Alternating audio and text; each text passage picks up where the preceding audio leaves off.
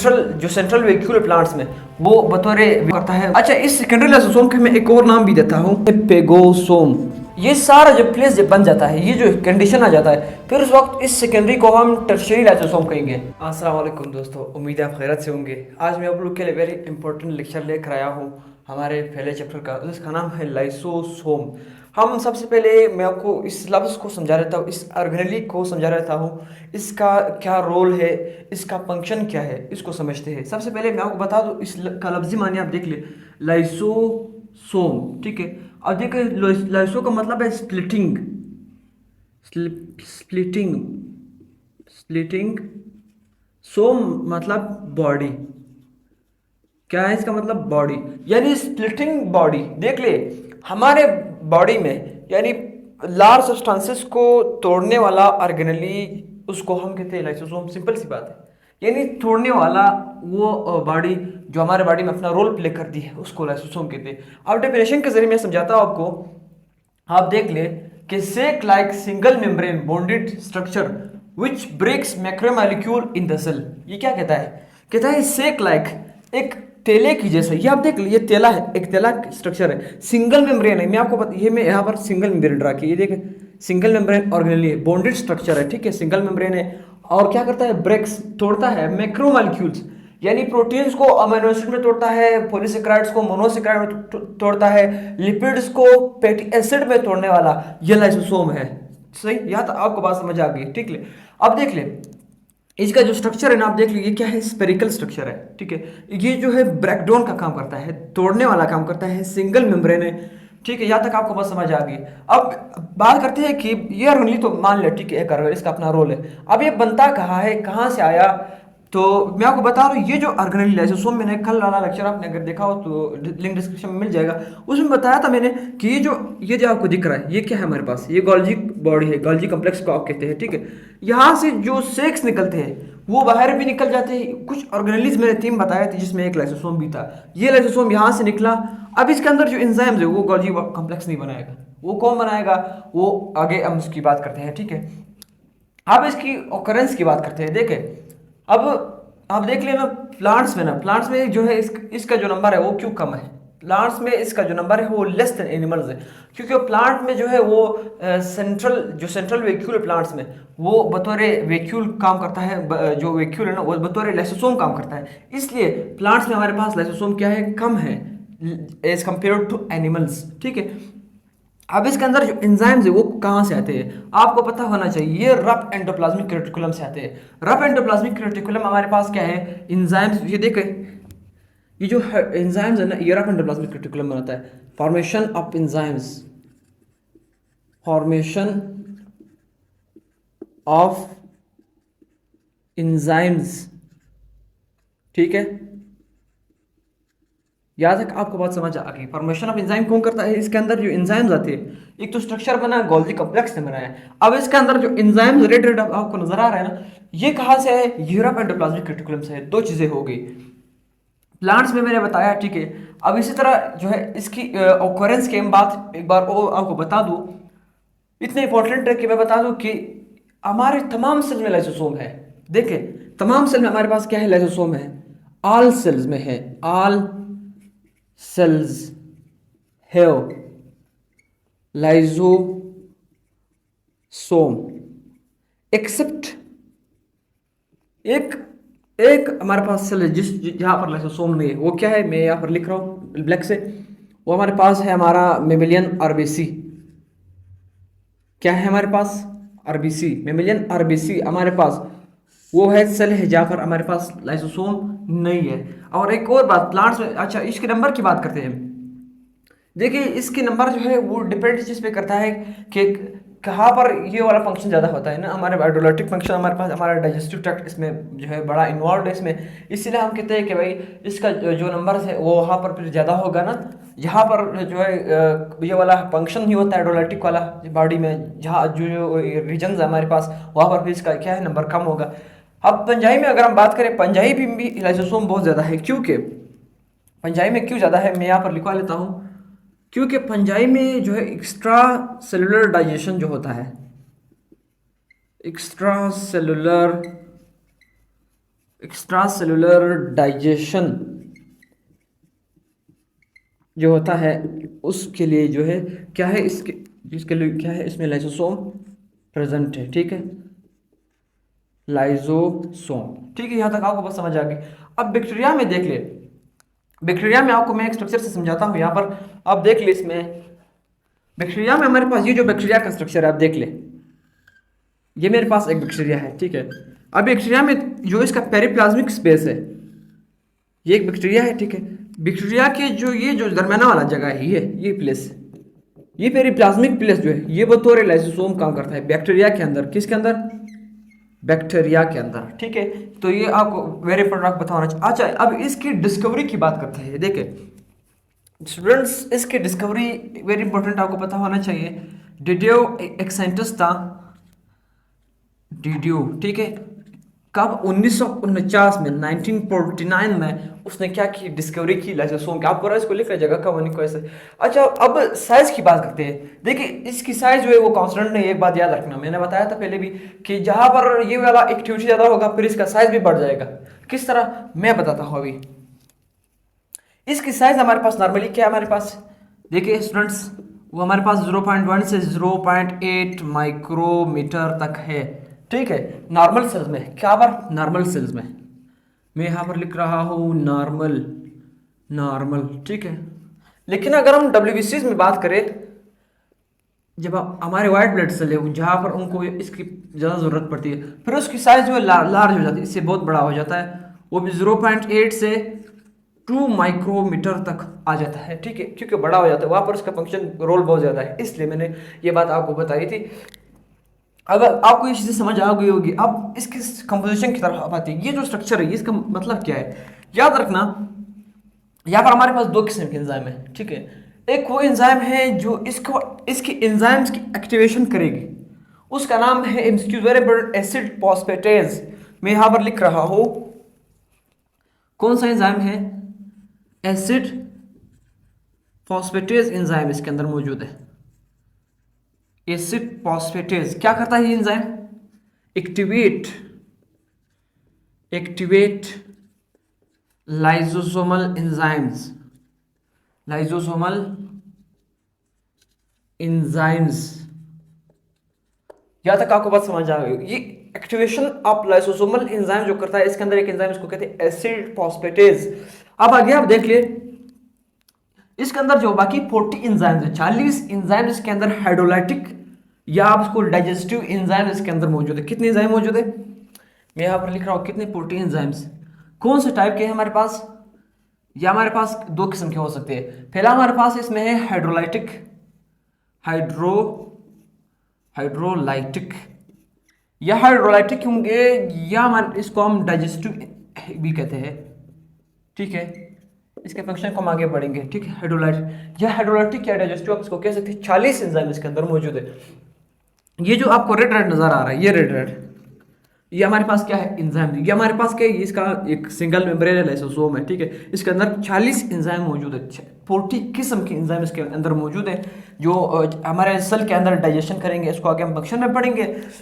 बात यह है अब इसमें समझने की कि इसके अंदर जो बाकी एंजाइम है वो कौन कौन से हो सकते हैं। देखिए, एक तो मैंने बताया था एसिड फॉस्फेटेज। अब दूसरा टाइप इसका क्या है, दूसरा किस्म इसमें है वो हाइड्रोलाइटिक, इसमें हमारे पास आता है लाइपेज। ठीक है, हमारे पास आता है प्रोटीएज, हमारे पास इसमें आता है न्यूक्लियस, हमारे पास इसमें आता है हाइड्रोलेज। ठीक, ये एंजाइम्स अभी जो है इसके अंदर फिर इस वाले में आते हैं। हाइड्रोलाइटिक एंजाइम एक फिर ये वाला कैटेगरी है। एक वो वाला एक्टिवेशन वाला था, उसमें एसिड फॉस्फेटेज अलग है। ये दूसरा इसमें जो है वो फिर ये वाला कैटेगरी डाइजेस्टिव के अंदर लाइपेज, प्रोटीज, न्यूक्लियस, हाइड्रोलेज और भी है। ठीक है, मैंने आपको एग्जांपल लिखवा दिए जो इंपॉर्टेंट वाले थे। अब हम इसके स्ट्रक्चर की तरफ आते हैं। देखिए, सबसे पहले हम इसको मैं बयान करता हूँ कि ये हमारे पास एक लाइसोसोम को मैं आपके सामने लाता हूँ ना, मैं अब लाइसोसोम आपके सामने इस तरह लाया। अब इसको मैं नॉर्मली नाम तो ये दूंगा कि भाई ये क्या है, प्राइमरी लाइसोसोम है। ठीक है, मान लिया। तो सबसे पहला किस्म इसमें क्या है, प्राइमरी लाइसोसोम है। ठीक है, जो नॉर्मली जब बन गया बस प्राइमरी लाइसोसोम था। अब सेकेंडरी लाइसोसोम क्या होगा?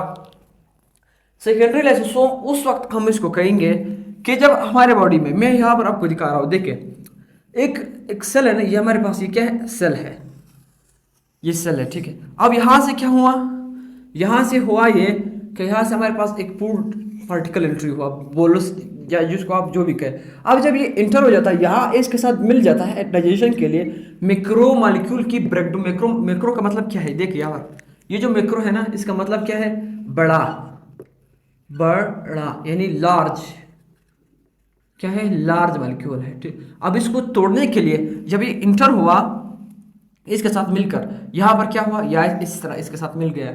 अब जब ये इसके साथ मिल गया, अब हम इसको नाम देंगे, क्या नाम देंगे इसको, अब हम इसको नाम देंगे सेकेंडरी लाइसोसोम।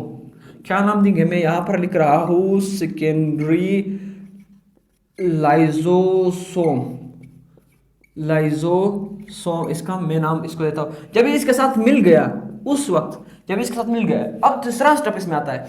अच्छा, इस सेकेंडरी लाइसोसोम के मैं एक और नाम भी देता हूं, एक और नाम भी मैं देता हूं इसको, मैं आपके लिए, आप लिख ले इसको, इसको हम कहते हैं पेगोसोम। अब हम इसको पेगोसोम कहेंगे, पेगोसोम इसका दूसरा नाम है, ठीक है।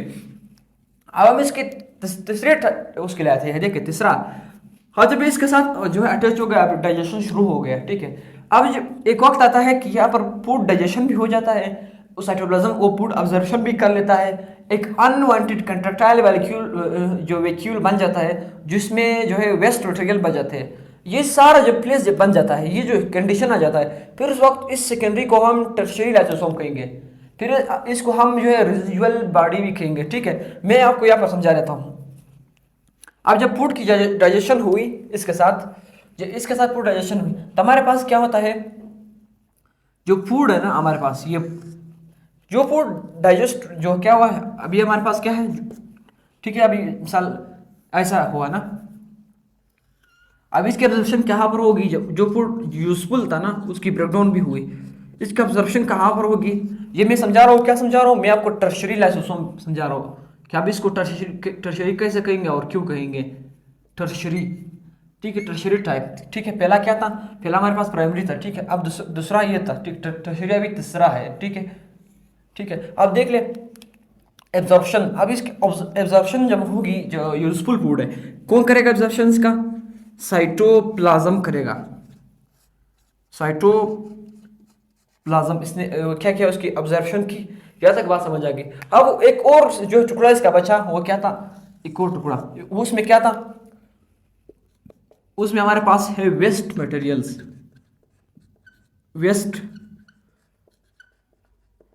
वेस्ट मटेरियल्स होंगे। अब वेस्ट मटेरियल ये इसको हम कहते हैं कंट्रैक्टाइल वैक्यूल, ठीक है, यूनिसेलुलर ऑर्गेनिज्म है, ठीक है। कंट्रैक्टाइल वैक्यूल बन गया, ये क्या है, इसमें वेस्ट मटेरियल, ये observation of food useful substances observe हो गए। अब इसकी ये क्या होगा, अब ये निकलेगा सेल से सीक्रेट होगा या एब्जॉर्प्शन होगा। अब इसमें दो कैटेगरी है, अगर हम यूनिसेलुलर की बात करें तो यूनिसेलुलर इसको सीक्रेट करेंगे, खारिज फेंक देंगे बाहर।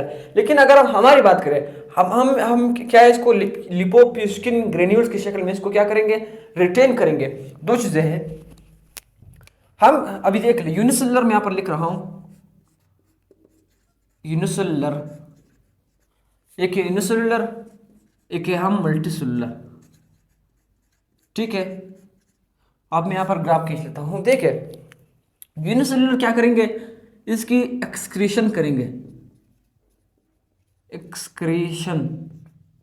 हम क्या करेंगे, हम इसको क्या करेंगे, रिटेन करेंगे, स्टोर करेंगे इन द फॉर्म ऑफ किस फॉर्म में उसको करेंगे, in the form of lipofuscin granules, lipofuscin granules. अब ये लिपोप्यूस्किन ग्रेन्यूल खुद क्या चीज है, ये हमारे पास जो है, ये हमारे पास क्या है, एक हमारे पास क्या है, इसमें लिपिड्स और ऑक्सीडाइज्ड प्रोटीन्स है हमारे पास। वो जो हमारे पास जो है क्या है, जो वेस्ट मटेरियल है, लिपिड प्यूस्किन ग्रेन्यूल्स, जो ऑक्सीडाइज्ड, जो ओरिजिनल नहीं, आप नहीं कह सकते कि लिपिड्स और प्रोटीन, बल्कि वो जो ऑक्सीडाइज्ड होते हैं, जो रिएक्शन के बाद बच गए होते हैं, वो वाले, ठीक है, ये वो वाले लिपिड्स और प्रोटीन्स होते हैं, लिपोप्यूस्किन ग्रेन्यूल्स। ये अलामत है सेल सेनेसेंस का, यानी ये अलामत उस चीज़ का है कि भाई ये प्रोसेस मुकम्मल हो चुका है, अब जो है ये पुराना हो चुका है ये सारा प्रोसेस। वो अलामत किस चीज़ का है, मैं यहाँ पर लिख रहा हूँ, क्या है, सेनेसेंस का है। SEN, सेनीसेंस। सेनेसेंस का मतलब क्या है, बढ़ापा, यानी ये प्रोसेस अभी इख्तिताम को पहुंच गए। ये इस चीज़ का साइन है, एक कंडीशन है इस चीज़ का कि भाई ये प्रोसेस क्या हो गया स्टूडेंट्स, ये जो है अपने कंप्लीशन तक पहुंच गए। तो स्टूडेंट्स आपको यहाँ तक कंप्लीटली प्रोसेस समझ आ चुका होगा। कैसा स्ट्रक्चर है देख ले, ये लाइसोसोम है, ठीक है। इसके अंदर हमारे पास मौजूद है एंजाइम्स। ये क्या है, ये एंजाइम्स, ठीक है। ये इसके अंदर सारे एंजाइम, 40 किस्म के एंजाइम इसके अंदर मौजूद है। अब ये जब फंक्शन करेगा, क्या फंक्शन करेगा, सबसे पहले मैं इसका फंक्शन, डाइजेशन है, सेल के अंदर डाइजेशन करना। देख ले, ये सेल हमारे पास, ठीक है, ये हमारे पास सेल है। अब सेल के अंदर अगर कोई सॉलिड फूड पार्टिकल आ जाए या कोई लिक्विड पार्टिकल आ जाए, तो उसके लिए हम दो लफ्ज इस्तेमाल करते हैं। देख ले, पहला हमारे पास क्या है, फेगोसाइटोसिस। फेगोसाइटोसिस, अगर कोई सॉलिड पार्टिकल आ जाए, क्या क्या बात हम करते हैं, सॉलिड अगर आ जाए, कैसा आ जाए, मैं यहाँ पर ये देखिए, ये सॉलिड पार्टिकल अगर कोई सॉलिड है उसको फिर फेगोसाइटोसिस करते हैं। अब ये फूड वैक्यूल आ गया, क्या आ गया, ये जब इधर इंटर होगी, यहाँ से जब ये इधर आएगी, तो ये लाइसोसोम जो है, ये जो लाइसोसोम है, ये लाइसोसोम इसको इसके साथ क्या हो जाएगा, इस तरह मिल जाएगा। ये जो फूड पार्ट, ये देखिए अभी इंटर हो चुका है सेल के अंदर, इसके साथ मिलकर आगे क्या बनाएगा, हमारे पास एक जो है एक स्ट्रक्चर बनाएगा, एक रजिस्टर्ड प्रोडक्ट बनाएगा। इसमें से एक रजिस्टर्ड प्रोडक्ट बनेगा, दूसरा हमारे पास वेस्ट प्रोडक्ट बनेगा। वो यहाँ पर इस तरह थोड़ा सा बनेगा, यहाँ से इस तरह, ये वेस्ट प्रोडक्ट है। अब ये वेस्ट प्रोडक्ट इसको हम जो है अगर यूनिसेलुलर ऑर्गेनिजम्स की बात करें, तो उसको क्या करते हैं, रिलीज करते हैं। लेकिन हम इसको इस ये देख ले, एक हमारे पास यहाँ पर बना, ये यूजेबल प्रोडक्ट है, क्या है, फायदेमंद, हमारे पास डाइजेस्ट साइटोप्लाज्म में फैल जाता है। लेकिन ये जो वेस्ट प्रोडक्ट है, ये जो ब्लैक है, ये वाला, ये जो डार्क ब्लैक, इसको वेस्ट मटेरियल कहते हैं। अगर हम यूनिसेलुलर की बात करें, यूनिसेलुलर इसको क्या करेंगे, यूनिसेलुलर में, यूनिसेलुलर इसको क्या करेंगे, इसको सिक्रिएट करेंगे, इसको क्या करेंगे, बाहर निकालेंगे। लेकिन अगर हम मल्टी सेलुलर की बात करें, हमारी बात करें, मल्टी सेलुलर इसको क्या करेंगे, इसको स्टोर करेंगे किस फॉर्म में, लिपोप्यूस्किन ग्रेन्यूल्स की फॉर्म। अब ये क्या चीज है, एक लिपिड, एक ऐसा लिपिड जो ऑक्सीडाइज हुआ हो, अभी मिसाल वो किसी काम का भी न रहा हो, फिर भी हमारे बॉडी में इसको क्या है, एक फंक्शन के लिए हमारे पास क्या है, इसको स्टोर करते हैं। इसका नाम है लिपोप्यूस्किन ग्रेन्यूल्स की फॉर्म में हमारे पास इसको, जो लिपिड्स का एक ऑक्सीडाइज फॉर्म है, जो लिपिड का एक इस्तेमाल शुदा फॉर्म है, उसमें इसको क्या करते हैं, हमारे बॉडी में स्टोर करते हैं। अगर कोई लिक्विड आ जाए, फिर उसके लिए हम लफ्ज इस्तेमाल करते हैं, दूसरा हमारे पास है फिनोसाइटोसिस।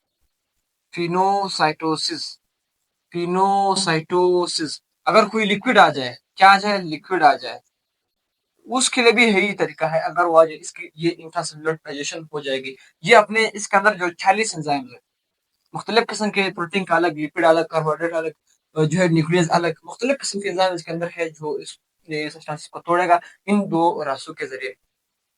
अब मैं बात करता हूँ इसके हवाले से। अब ये जो प्रोसेस होगा, इस प्रोसेस को फिर हम क्या नाम देंगे, इस प्रोसेस को हम जो नाम देंगे वो है, हमारे पास होगा हेट्रोपेगी।